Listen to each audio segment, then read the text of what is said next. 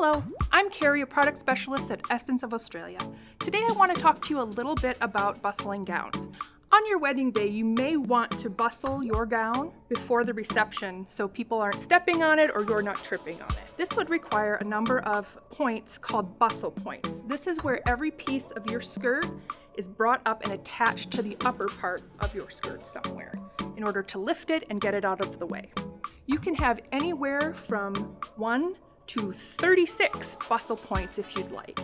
It just depends on how elaborate you want it, how easy it is to put back together, and if your budget will allow for it. Because a lot of alteration specialists actually charge per bustle point. This one here has already been bustled. This is an American bustle, which consists of bustling over the top of the gown. This is going to be your most common type of bustle and the ones that the brides usually expect to see. At the end of this video, I'll show you what this looks like down.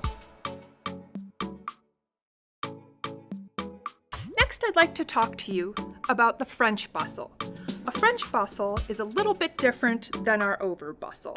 It's also called an under bustle.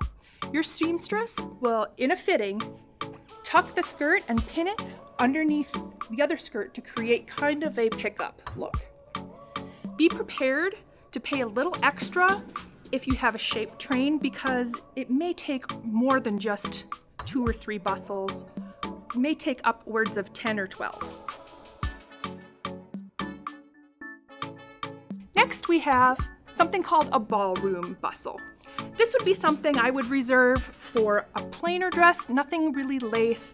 I would do something more of like a silk or a mikado. It could have lace or not. I usually prefer to do them when they don't have lace on them because what it is it pretty much eliminates the look of the bustle. It just tucks the train underneath and the edges are actually attached underneath the skirt. Your seamstress can actually get very creative with your bustle. Just make sure to ask her if there's a certain feature on your gown you want to make sure that is standing spotlight, and she can usually work that in. If a bustle is done right, sometimes you can't even tell that they're there. On a column gown or something really flowy, a lot of times you can actually hide that bustle in there without even knowing anything's been done to it.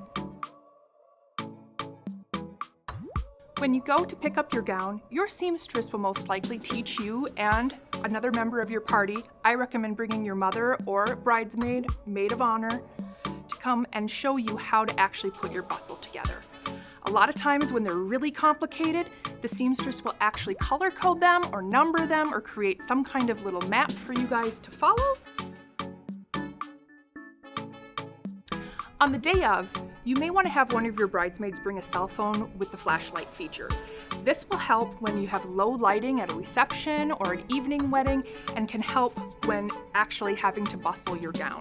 It can get very complicated if you have way too many bustle points, so keep that in mind in alterations when you actually start bustling your gown. I hope this helps alleviate some of the mystery when it comes to bustling. This can help you plan for alterations, and it can also give you an outlet to be a little bit more creative on the day of. It can make your dress a little bit more unique and a little more special.